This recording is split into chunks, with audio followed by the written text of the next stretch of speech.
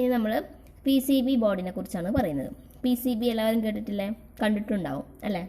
Printed circuit board. PCB means printed circuit board. Printed circuit board in which the connecting wires are replaced by a thin conducting path called copper or silver foil, which is molded in one side of the insulated board.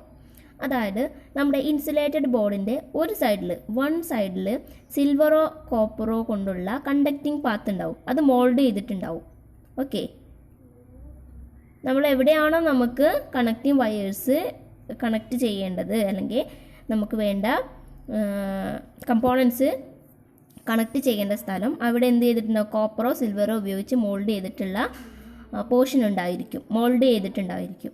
Okay, അപ്പോൾ ശരിക്കും in this insulating board is generally made up of phonetic papers or fibers, glass or epoxy. Fibre ഗ്ലാസോ എപ്പോക്സിയോ phonetic കൊണ്ട് ഉണ്ടാക്കിയിട്ടുള്ളതായിരിക്കും നമ്മളിതിൻ്റെ insulating board. അതായത് actually ആ board എന്ന് പറയുന്നത് ഈ മെറ്റീരിയൽ ആയിരിക്കും. എപ്പോക്സി അല്ലെങ്കിൽ ഫൈബർ ഗ്ലാസ് അല്ലെങ്കിൽ ഫോണറ്റിക് ഒക്കെ ആയിരിക്കും. അതിൻ്റെ ആ പോയിൻറ്റ്സ് എന്ന് പറയുന്നത് നമുക്ക് കണക്ട് ചെയ്യാനുള്ള അതിൽ ലൈൻസ് അല്ലെങ്കിൽ ഡോട്ട്സ് ഒക്കെ കാണില്ലേ, അതെന്ന് പറയുന്നത് എന്തായിരിക്കും? നമ്മുടെ കോപ്പർ അല്ലെങ്കിൽ സിൽവർ കൊണ്ടുള്ള കണ്ടക്റ്റിംഗ് പാത്ത് എന്ന് വിളിക്കുന്നത്. അതായത് കോപ്പറോ സിൽവറോ ഉപയോഗിച്ച് കൊണ്ടുള്ള ഫോയിലായിരിക്കും. ഇനി ഇതിന് കണ്ടോ, printed circuit board in which connecting wires are replaced by conducting path. Wires replace ചെയ്യുന്ന കണ്ടക്റ്റിംഗ് പാത്ത് എന്തുകൊണ്ടായിരിക്കും? കോപ്പർ അല്ലെങ്കിൽ സിൽവർ ഫോയിൽ കൊണ്ടായിരിക്കും. ഓക്കെ, ഈ conducting path called copper or silver foil which moulded one side insulated ബോർഡിൻ്റെ ഒരു സൈഡിൽ അത് mould ചെയ്തിട്ടുണ്ടായിരിക്കും. ഏതൊക്കെയാണ് materials? Phonetic papers, fibre glass, epoxy. Insulating board made ചെയ്തിട്ടുള്ളത്. The moulded conducting path generally known as track. എന്താണ് track? Size depend on the power of the circuit. The moulded conducting path generally known as track. എന്താണ് track size?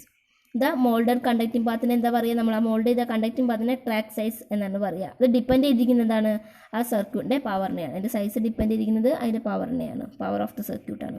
The width of the tracks are varied. ഈ track നമ്മൾ എന്താ പറയുക? Mould ചെയ്ത conducting പാത്തിനെ നമ്മൾ എന്തെന്നാ പറയുക? കണ്ടക്റ്റിംഗ് പാത്ത് എന്ന് വെച്ചാൽ ലൈൻസ് ഒക്കെ ഉള്ളത്. ആ കണ്ടക്റ്റിംഗ് പാത്തിനെ നമ്മൾ ട്രാക്ക് എന്ന് വിളിക്കും. ഓക്കെ, അതിൻ്റെ സൈസ് ഡിപ്പെൻഡ്, ആ ട്രാക്ക് എത്ര വലുതാണ് എത്ര ചെറുതാണെന്നുള്ള ഡിപ്പെൻഡ് ചെയ്യുന്നത് ആ സർക്യൂട്ടിൻ്റെ പവർ അനുസരിച്ച്, എത്ര വലിയ സർക്യൂട്ടാണോ എന്നതിനനുസരിച്ചിരിക്കും. അതിൻ്റെ വിഡ്ത്ത് എന്ന് പറയുന്നത് the width of the tracks are varied few millimeters. അതിൻ്റെ വിഡ്ത്ത് ഫ്യൂ മില്ലിമീറ്റർ വരെ വാരി ചെയ്യാം.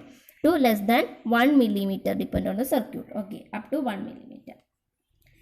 The thin tracks less than 1 millimeter made up with silver tracks. 1 millimeter less ആണെങ്കിൽ അത് സിൽവർ ട്രാക്ക് കൊണ്ടാണ് ഉണ്ടാക്കുക. IC circuits and microcontroller circuits are to be made. IC micro controller circuit ഒക്കെ ഉണ്ടാക്കുന്നത് ഇത് വെച്ചിട്ടാണ്. Several process molded make to PCB are explain below. ഇനി ഇതിന് ഉണ്ടാക്കാൻ വേണ്ടി കുറേ പ്രോസസ്സ് ഉണ്ട്, അതാണ് താഴെ പറയുന്നത്. ഓക്കെ, എന്തൊക്കെ പ്രോസസ്സാണ്? എച്ചിങ് എന്ന പ്രോസസ്സാണ് മെയിനായിട്ടുള്ളത്. Once required, the portion on the copper foil side of the laminator is painted or masked and dried. The next step is to remove the copper present in the unmasked portion of the laminate. This is process known as etching. അതായത് നമുക്ക് എന്ത് ചെയ്യാം? നമുക്ക് വേണ്ട സ്ഥലത്ത് copper foil ആക്കും വേണം, അല്ലാത്ത സ്ഥലത്ത് അൺവാണ്ടഡ് ആയിട്ടുള്ള സ്ഥലത്ത് അല്ലെങ്കിൽ അൺമാസ്ക്ഡ് ആയിട്ടുള്ള സ്ഥലത്ത് നിന്ന് റിമൂവ് ചെയ്യുകയും ചെയ്യാം. ഈ പ്രോസസ്സിനെയാണ് എച്ചിങ് എന്ന് പറയുന്നത്. മനസ്സിലായോ?